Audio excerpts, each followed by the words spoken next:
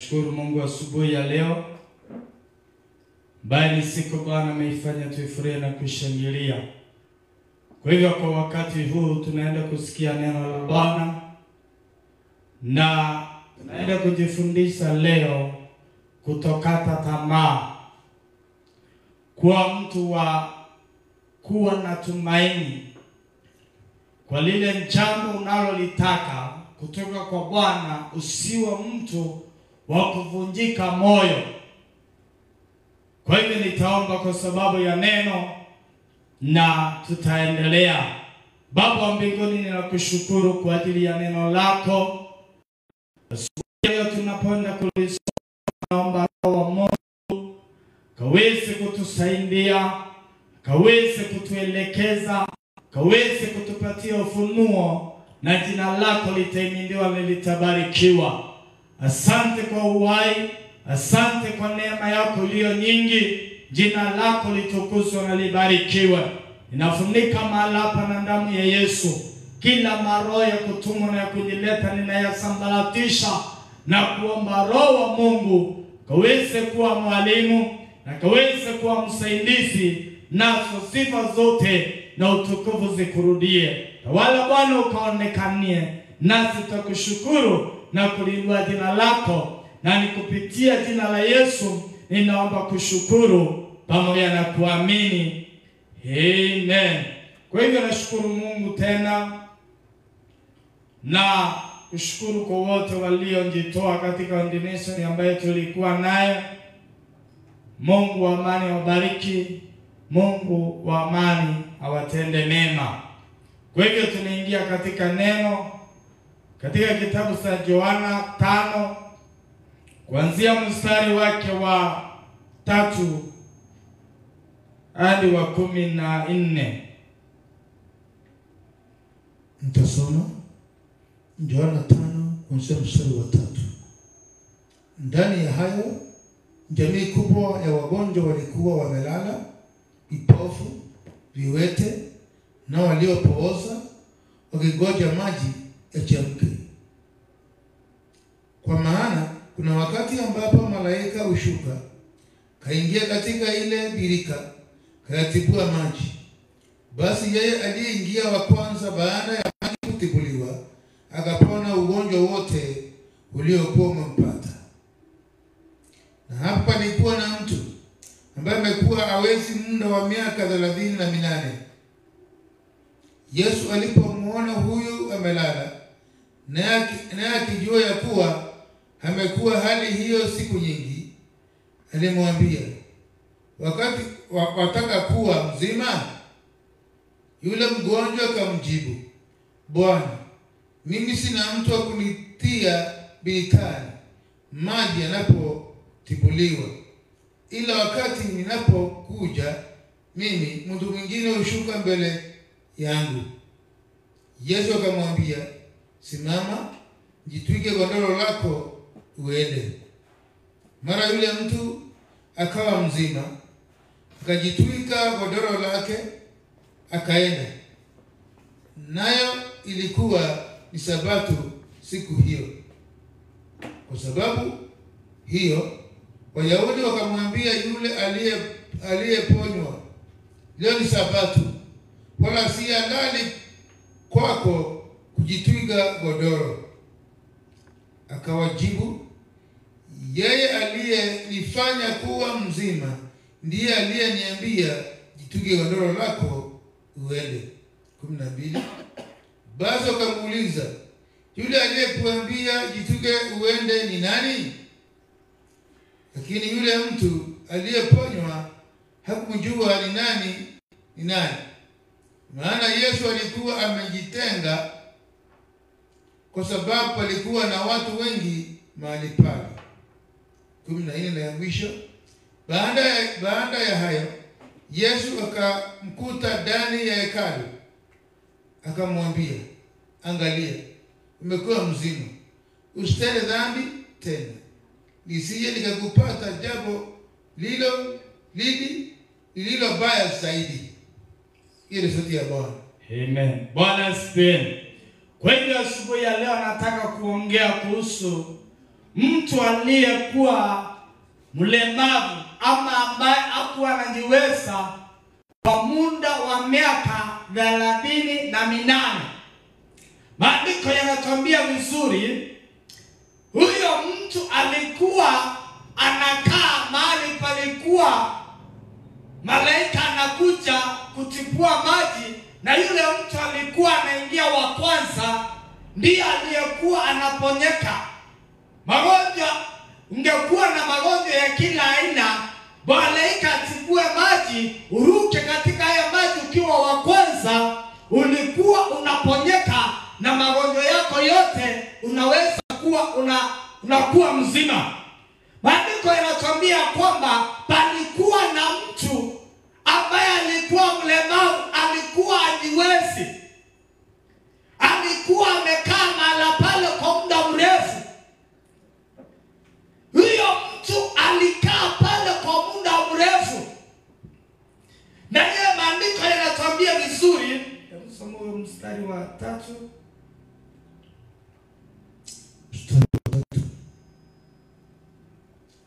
Ndani ya hayo jamii kubwa ya wagonjwa walikuwa wamelala, vipofu, viwete na waliopooza, wakingoja maji yachemke. Bwana asifiwe. Maandiko yanatuambia palikuwa na watu wengi mahali pale, viwete, vipofu na walemavu walikuwa mahali pale wakingojea maji yachemke ama yatibuliwe, mtu aruke aweze kupona. Palikuwa na watu wengi. Bwana asifiwe. Hao watu walikuwa wanangojea uponyaji, lakini kuna mtu mmoja ambaye alikuwa amekaa hapo kwa muda mrefu. Bwana asifiwe. Mstari wa 4. Kwa maana kuna wakati ambapo malaika hushuka. Wakati malaika alikuwa anashuka, akaingia katika ile birika, akaingia katika hiyo birika ya maji, akayatibua maji. Basi aliyeingia wa kwanza baada ya maji kutibuliwa akapona magonjwa yote yaliyompata. Ambaye angeingia akiwa wa kwanza angepona magonjwa yote yaliyokuwa yamempata. Bwana asifiwe. Hapa hakukuwa na mseso, hapa hakukuwa na kulala, yani kukulalia masikio. Hapa kulikuwa ni kung'ang'ana, ni nani atakayeingia akiwa wa kwanza aweze kupata uponyaji. Bwana asifiwe. Hapa maandiko yanatuambia kwamba yule aliyekuwa anaingia wa kwanza ndiye aliyekuwa anaponyeka. Kwa hivyo wewe ungesilaki kidogo mtu mwingine aruke, ni yeye angepona, wewe ungeponyeka. Kwa hivyo lazima ungekuwa makini, ungekuwa alert ili uweze kujitupa kwa haya maji uponyeke. Na ni lazima ungekuwa mtu wa kuvumilia. Kama umekosa leo, unasema siku nyingine nitapata. Kwa hivyo haya yalikuwa ni kung'ang'ana, yalikuwa ni kuwa makini ili ukaweze kupokea kile kilikufanya ukuja hapo. Bwana asifiwe. Tuendelee. 5. Na hapa palikuwa na mtu ambaye amekuwa hawezi kwa muda wa miaka 38. Palikuwa na mtu ambaye alikuwa hawezi kwa muda wa miaka 38. Bwana asifiwe. Huyu mtu hawezi miaka 38. Amekaa hapo. Yesu alipomwona huyu amelala, na akijua ya kwamba amekuwa hali hiyo siku nyingi, alimwambia, wataka kuwa mzima? Yesu akaangalia, maana Yesu alikuwa hata wakati alikuwa potambua mwanzo. Kwa hivyo alikuwa anajua huyu mtu amekaa katika hiyo hali kwa muda mrefu, kwa muda gani. Yesu alikuwa anajua. Bwana asifiwe. Akajua amekaa hapo kwa muda mrefu. Bwana asifiwe. Tuendelee. Yule mgonjwa akamjibu. Yule mgonjwa Yesu alipomuuliza unataka kuponyeka, yule mtu naye akamjibu, Bwana, mimi sina mtu wa kunitia birikani. Mimi sina mtu wa kunitia birikani. Maji yanapotibuliwa. Maji yanapotibuliwa. Bwana asifiwe. Ila wakati ninapokuja mimi, mtu mwingine hushuka mbele yangu. Wakati ninapokuja mimi, mtu mwingine anashuka mbele yangu. Bwana asifiwe.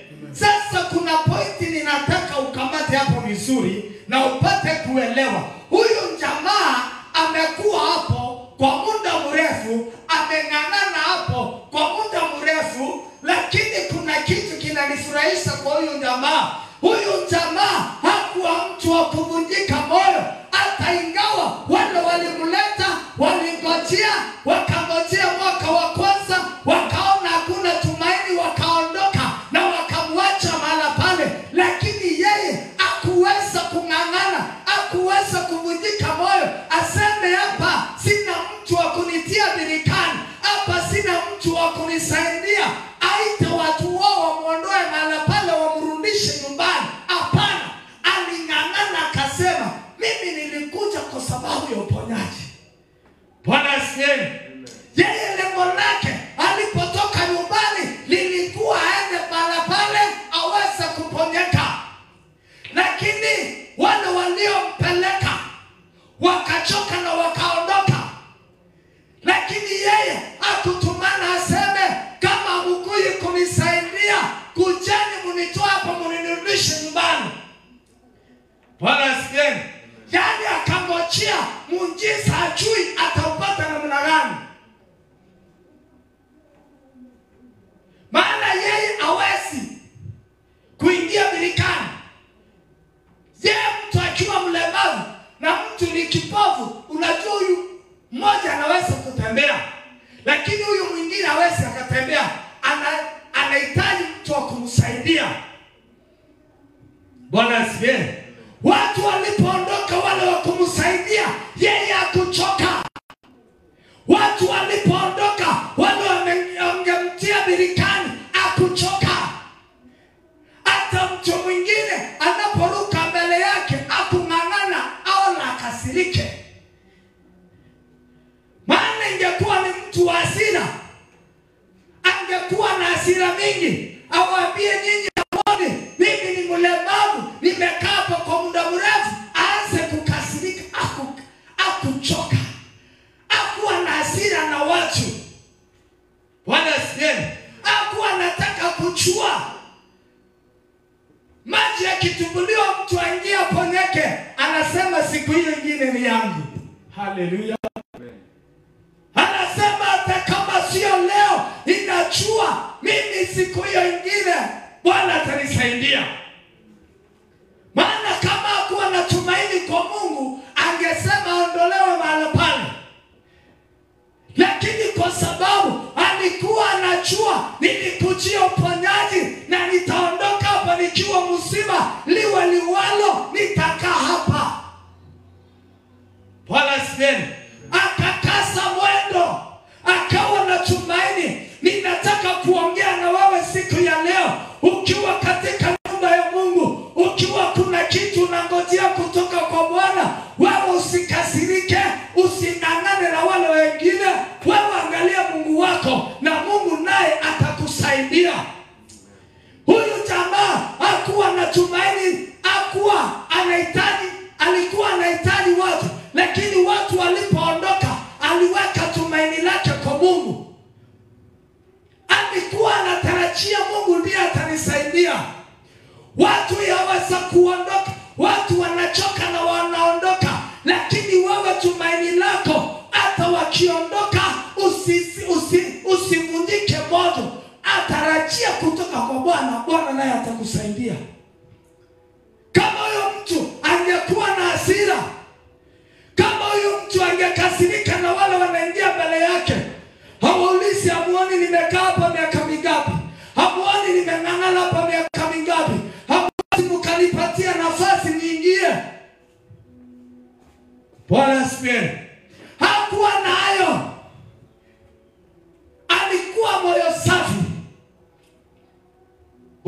asifiwe. Alikuwa anajua alikujia nini. Wewe unapoingia nyumba ya Mungu, usidhani mambo yote yanaenda vile unatarajia. Utakuta wengine wakuwa visuisi kwako. Utakuta wengine wanakukwaza. Lakini kile ninachokuambia, wewe angalia Mungu wako. Wachana kuangalia watu. Wacha kuangalia msaada utokao kwa watu. Maana watu wanaweza wakakuvunja moyo. Lakini ukiwa na tumaini kwa Mungu, Mungu atakusaidia na atakupatia kile unachokitaka. Amen. Ijapokuwa kitachukua muda gani, ijapokuwa kitachukua wakati gani, wewe tarajia Mungu naye atakusaidia. Huyu jamaa akatarajia kutoka kwa Mungu. That 8 years. That 8 years. Hata kabla ya Yesu kusaliwa, huyo jamaa alikuwa hapa. Maana Yesu alikuwa na miaka kama 33. Na huyo amekaa hapo that 8. Kwa hiyo Yesu aliposaliwa, huyo jamaa bado alikuwa anahitaji. Bwana asifiwe. Lakini akangojea. Ninaangalia hata ninasikia moyo wangu. Jamaa alikuwa na moyo mkubwa wa kungojea pasipo kuchoka. Bwana asifiwe. Unangojea mambo mwezi mmoja, miezi miwili, mwaka mmoja, unavunjika moyo. Kuna yule amengojea 30. That 8 years. Sara mwenyewe amengojea miaka ngapi?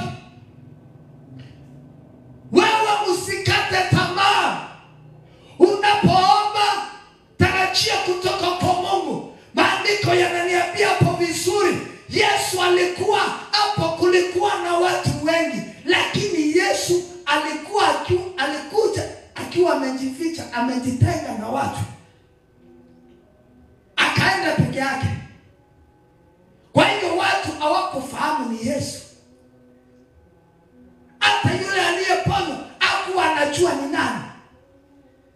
Bwana asifiwe.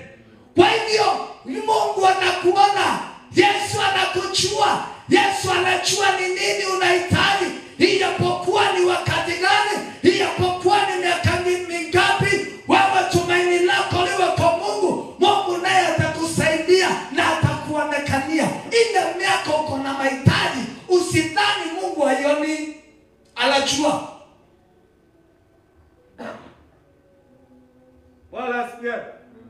Ile miaka unapitia, Yesu anaona. Yesu anajua na atakusaidia. Kuna watu wengi walikuwa hapo, lakini maandiko hayatuambii. Yesu aliwaambia, mimi ni uzima, mimi ndiye ninayeponya. Ninyi nyote ninawaambia katika jina langu ondokeni hapa. Ninyi nyote mko wazima. Hapana. Bwana Yesu asifiwe. Yesu hakuwaponya wote waliokuwa katika hiyo birika. Kama maandiko inasema aliwaponya wote. Alikuwa kwa sababu mmoja huyo tu.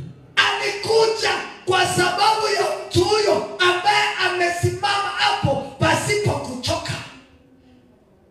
Bwana asifiwe. Unaweza kuwa watu wengi, lakini Bwana kutembelea kwa sababu ya kuvumilia kwako, kwa sababu ya kutarajia kutoka kwake. Huyu jamaa kuvunjika moyo, huyu jamaa kuchoka. Alikuwa anajua, mimi nilikuja hapa na lengo gani? Lengo linalokuleta kwa nyumba ya Mungu ni gani?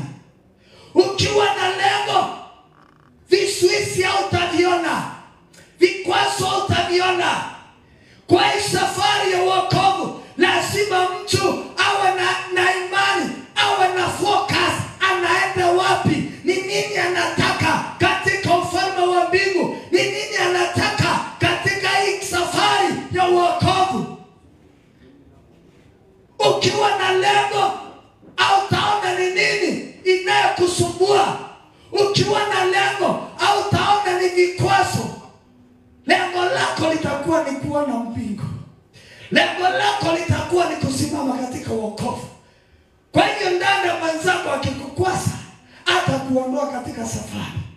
Ndugu mwenzako akileta tudhireti kidogo, hata kuondoa katika wokovu. Maana sio yeye aliyokuita, ni Mungu aliyokuita, ni Mungu aliyokuokoa. Kwa hivyo tusimame na tuangalie Mungu. Huyo jamaa hakusema niondolewa hapa nipelekwe kwa waganga.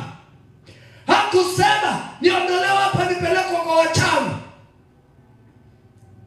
Maana watu unakuja siku moja mbili, wiki moja wiki nyingine unatoka unaenda kwa mganga. Unatoka unaenda kwa manabii wa bahari. Ni siku chache tu umepata magonjwa. Alafu unaondoka unaenda kutafuta msaada kwingine. Huyu jamaa miaka 38 amengojea Mungu. Kwa hiyo kama ni Mungu, umtumikia Mungu. Kama ni miungu ya bahari, utumikia miungu ya bahari. Hauwezi ukatumikia mabwana wawili kwa wakati mmoja. Haiwezekani. Ni kwa sababu gani? Hawawezi wakaendeshana. Hata yule mama aliyotokwa na damu, maandiko yanasema alimalizia vitu vyake kwa waganga na matabibu. Alipomaliza akafika mwisho. Alipofika mwisho akaona sasa yule atanisaidia hapa, au wengine wamechoka, Yesu atakayenisaidia. Akagusa vazi lake na Bwana akampona. Kwa hivyo ni lazima uwe tumaini lako ni kwa Yesu peke yake. Failo zingine zote umefunga. Misaada ingine yoyote umefunga. Naye Bwana atakusaidia. Naye Bwana atakupigania. Ni kwa sababu gani? Umeweka tumaini kwake. Huyo jamaa akaweka tumaini kwa Mungu. Wale mlionileta mmeondoka, sawa, tuonane. Mkae nyumbani salama, mimi nitakuja. Wala sisi wale waliomleta walichoka. Wale waliokusaidia kuokoa hata wakichoka, wewe Mungu naye mtumainia, sindi kumtumainia.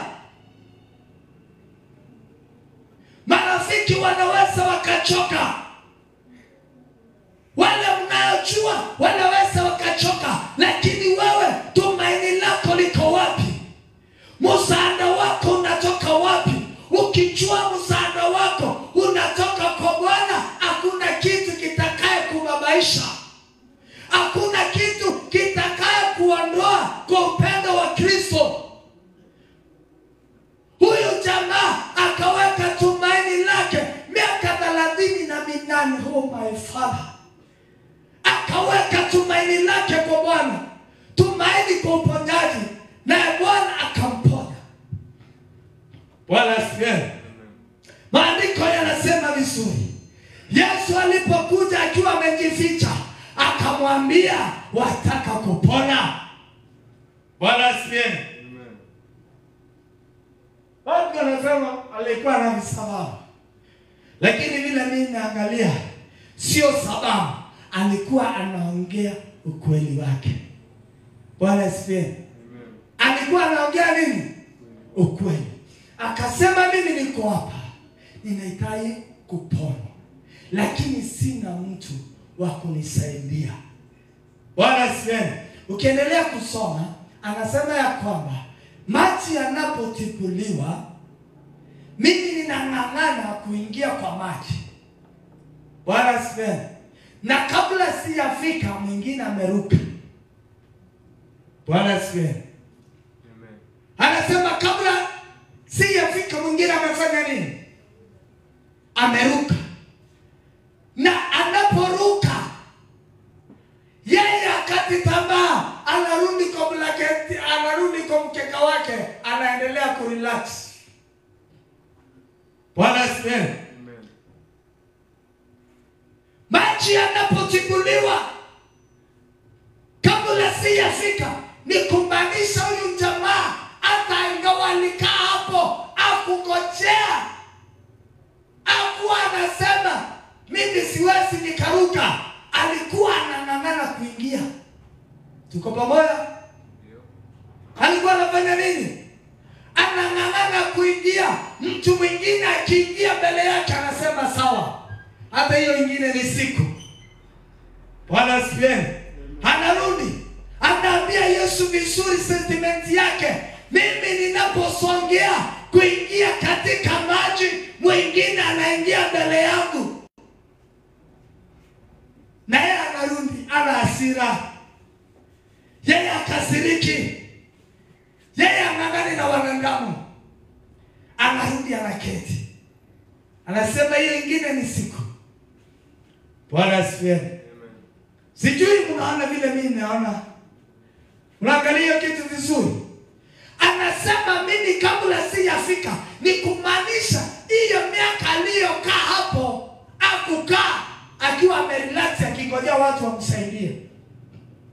Anaambia Yesu, ninapojaribu kuingia, mwingine anaingia mbele yangu. Tuko pamoja kweli? Anaambia Yesu nini? Kabla sijafika mwingine anaingia, kumaanisha alipokaa hiyo miaka yote akuketi tu, alikuwa anang'ang'ana kuingia. Wala si. Na ni kitu ngumu ung'ang'ane kuingia mwaka wa kwanza, uone hakuna msaada. Mwaka wa pili na bado unasema mimi nilikujia uponyaji na nikaondoka nikiwa mzima. Wala si. Yesu akaangalia imani huyo jamaa kwa muda mrefu, akaona huyu ni mimi nitampelekea. Bwana si. Kwa hiyo unapokaa mahali, usikata tamaa. Ukimulilia Mungu, tumaini hata kama itafanyika, itafanyika. Bwana si.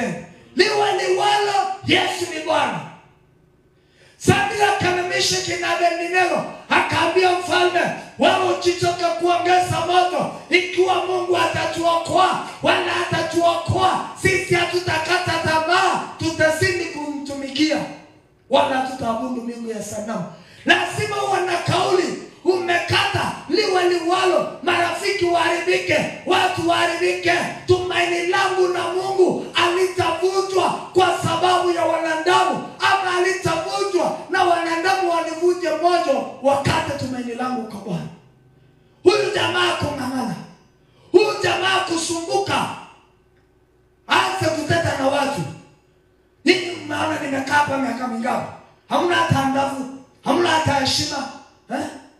Nikae hapa miaka hiyo yote na hata mnipatie nafasi. Hakuna mtu wa kukupatia nafasi. Nafasi ni wewe utang'ang'ania. Mungu naye ataona kung'ang'ana kwako na atakusaidia. Bwana asifiwe. Kwa hiyo tuweke tumaini la kwa Bwana. Kijana, ukiomba mchumba ni urafiki akikulenga, sasa wewe wokovu umeanguza. Unajitia kitanzi. Hadi nikamchitana tu amekuambia sikutaki. Hawa mchitana kijana akwambia mimi akuweka kwa blacklist. Simu yake ingi.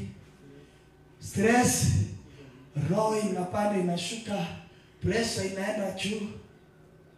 Kuliko shukuru Mungu, mwambie ni asante. Maana ikuwa nako wangu. Asante Bwana, maana utanipatia mwingine. Roho ina Bwana asifiwe. Hakuna kitu kinapaswa kukutoa kwa Mungu. Rafiki mkikosana, rafiki uchumba ukianguka, wewe using'ang'ane. Kuna mwingine baba alikuwa anasaidia, amelala sijui siku 3, ati ni mchumba amemlenga. Unalalia nini?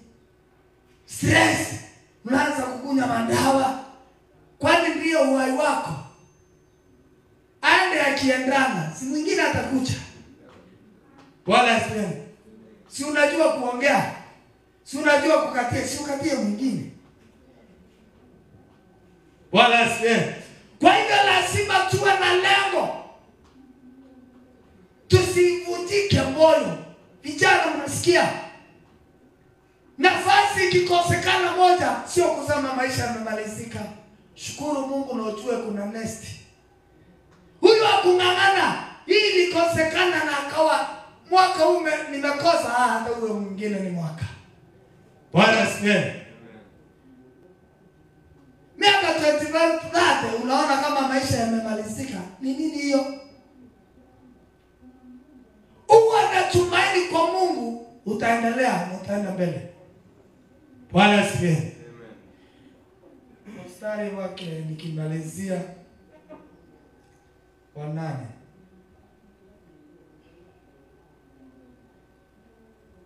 Mstari wa 8. Yesu akamwambia, simama, jitwike godoro lako uende. Yesu akamwambia, simama, jitwike godoro lako uende. Hebu sikia, mtu alikuwa amejipanga. Bwana asifiwe. Alipoambiwa sukua, inuka, sukua godoro lako uende, maana akuuliza Yesu, kwani nimeingia kwa maji? Yeye kila alikuwa anangojea nikwambia uko mzima. Na alipoambiwa uko mzima, hakungojea lingine, anarudi mkodoro mpete, akainuka, akaanza kukuja. Hata kumuuliza wewe ni nani? Hebu tuende hapo pengine. Mara yule mtu akawa mzima, akajitwika godoro lake akaenda. Bwana asifiwe. Nashukuru Bwana. Yaani mtu alipoambiwa simama, jitwike godoro lako uende, aliamuka, akaponyeka, akakunja virago vyake. Akakunja virago vyake, akaondoka. Bwana asifiwe. Hakutaka kujua ni nini lilileta hapa. Ni uponyaji. Na nimeambiwa nichukue. Nimeambiwa niondoke. Ni story gani lilileta hapa? Ni uponyaji. Na nimeambiwa na nimeponyeka. Kwani kuna maswali mengine? Bwana asifiwe. Akachukua na akaondoka. Maana akili yake ilikuwa iko na lengo la uponyaji. Kwa hiyo alipoona uponyaji, hakutaka kujua kingine. Alichukua na akaondoka. Twende. Tena, kwa sababu hiyo Wayahudi wakamwambia, yule aliyeponywa, leo ni Sabato, wala si halali kwako kujitwika godoro. Sikia wanadamu, naye ni direct kubwa kwa wokovu. Nyinyi mtu amelala miaka 33, mnamwambia 38 years au kupaswa kuponyeka siku ya leo. Si halali. Yaani hawaangalii mateso amepitia. Usingojee wanadamu waangalie kile unapitia. Ni Mungu tu anaweza kuangalia na kukusaidia. Bwana asifiwe. Au hawakujua, hawakutaka kujua. Kuliko washukuru Mungu huyu mtu amekuwa mzima, ni kumuuliza maswali. Kwani walikuwa na shetani wa aina gani? Bwana asifiwe.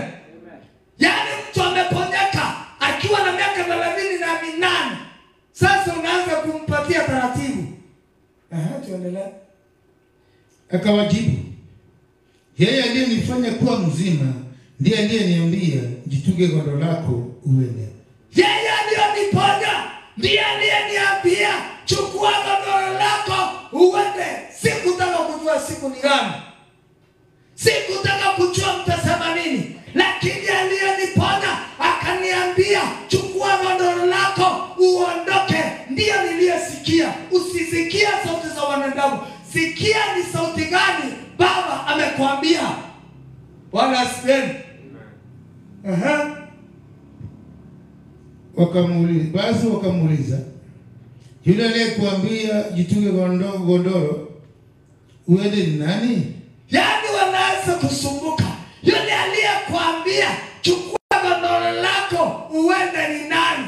Uvunje sheria. Uvunje sheria. Hawataki kujua mambo ya uzima. Hawataki kujua ule uponyaji mtu ameponyeka.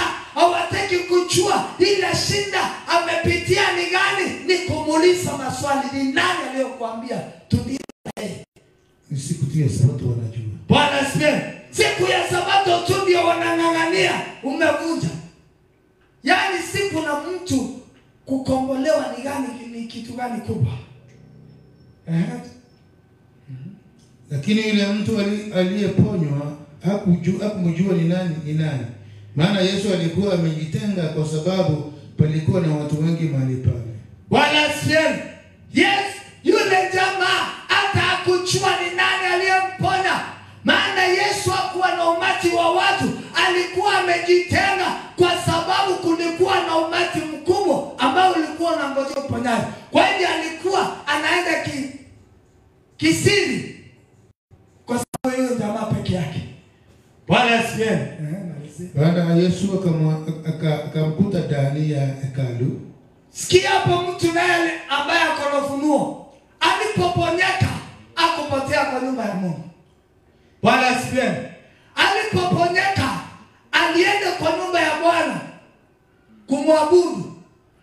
Wakati Mungu amekutendea jambo, sio wakati wako wa kupotea, sio wakati wako wa kwenda kwa shughuli zako. Enda katika nyumba ya Mungu ukamshukuru kwa yale amekutendea, ukamwambia Bwana ni asante. Kuna watu Mungu anasaidia wanapotea, lakini huyu jamaa alipoponyeka, my father, alienda kwa nyumba ya Bwana na akakutana na Yesu mara pale.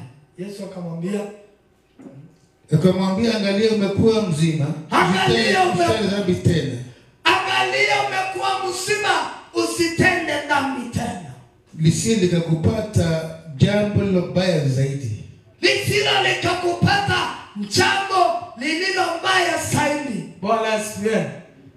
Kurudi kutenda dhambi kunaweza kukuchukua. Kurudi kutenda dhambi kunaweza kukufanya ukaweza kuishi katika magonjwa, ukaweza kuishi katika shida mbalimbali. Lakini Yesu akamwambia, angalia umekuwa mzima, usirudi kutenda dhambi tena. Lisilo likakupata zaidi ya yale yaliyokupata. Bwana asifiwe. Wakati Yesu amekuokoa, wakati Yesu amekuponya, usirudi kutenda maovu tena. Maana ukitenda maovu unafungua mlango wa kupata matatizo. Bwana asifiwe. Yesu akamwambia usirudi kutenda dhambi tena. Lisilo likakupata zaidi ya haya yalikuwa yamekupata. Kumaanisha nini? Dhambi inaweza kufanya ukapata na mambo mabaya zaidi ya yale yaliyokupata hapo mbele. Watu umeokoka, umekubali Yesu, achana na dhambi. Achana na mambo mabaya. Kama Yesu amekuokoa, amini amekuokoa, amekuweka huru, usitende dhambi tena. Lisilo likakupata mambo mabaya zaidi ya yale yaliyokupata hapo mbele. Bwana asifiwe. Kwa hiyo ningeomba tukaweze kusimama ili tukaweze kumwambia Bwana ni asante. Ambia Bwana akusaidie katika uokovu. Wachana na wanadamu, wasana na vizuizi. Angalia Bwana. Ambia Bwana ni wewe tu ninayeangalia. Bwana nisaidie katika hii safari. Bwana nisaidie katika familia yangu. Bwana nisaidie katika masomo yangu.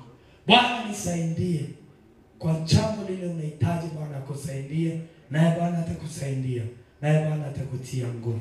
Kwa hivyo ningeomba tukaweze kusimama. Kila mtu ako na jambo la kumwambia Bwana jambo. Na tukiwa tunaendelea hivyo, ningependa ukubali Bwana Yesu akuokoe, akaweze kubadilisha maisha yako, naye Bwana atakuonekania na atakulinda. Ningependa urudie ombi nyuma yangu, wale wayaokoka. Sema, Bwana Yesu ninakupenda. Mimi ni mwenye dhambi. Metenda yaliyo maovu na kutengana na wewe. Kuanzia siku ya leo ninatubu dhambi zangu. Naomba ukanisamehe. Kavute jina langu katika kitabu cha mauti, kaandike jina langu katika kitabu cha uzima. Ninakataa shetani. Nimekukubali Yesu uwe Mwokozi na mkombozi wa maisha yangu. Kutoka siku ya leo Yesu nishike mkono, ukanisaidie, nami nitakuinua na nitakupatia sifa, na kupitia jina la Yesu naokoka na kuamini. Kama umeokoka siku ya leo, Yesu ameingia ndani ya maisha yako, usitende dhambi tena.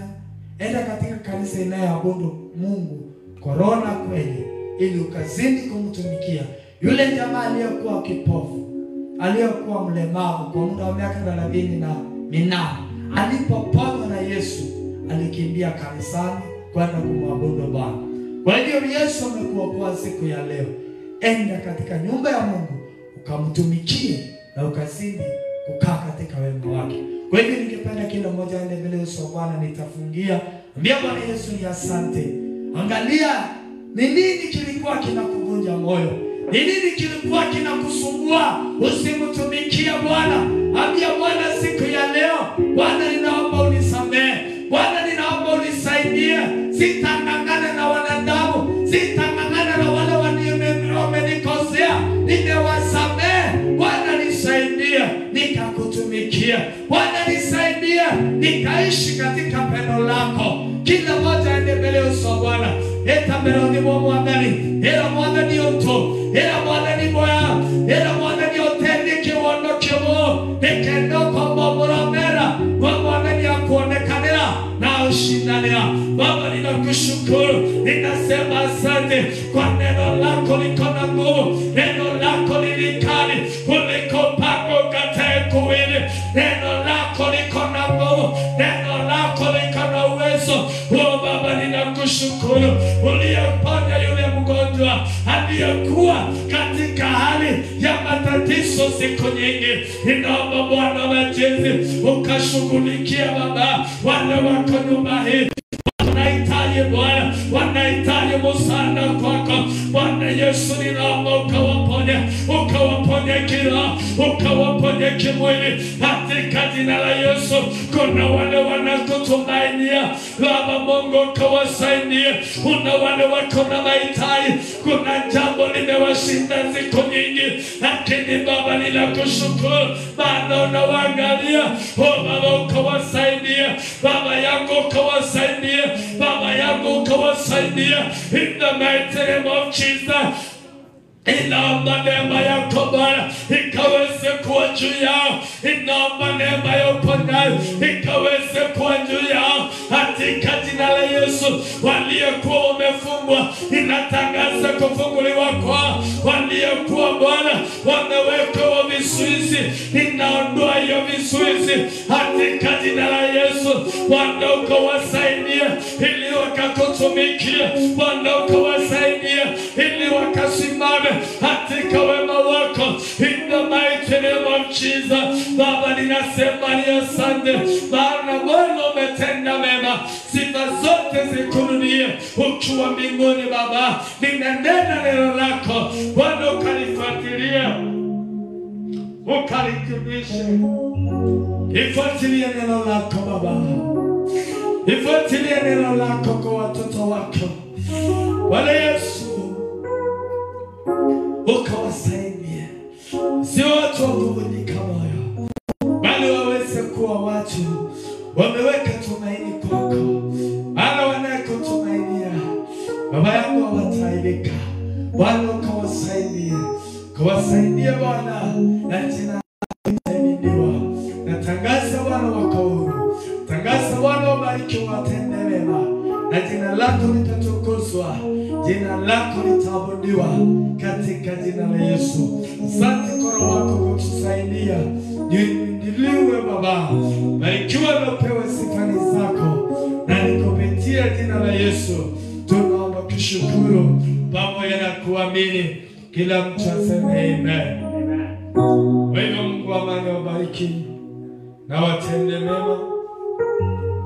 Na Bwana ibada ya pili saa 6:30 mko karibu. Bwana awalinde, Bwana wasaidie. Amen. Amen. Amen.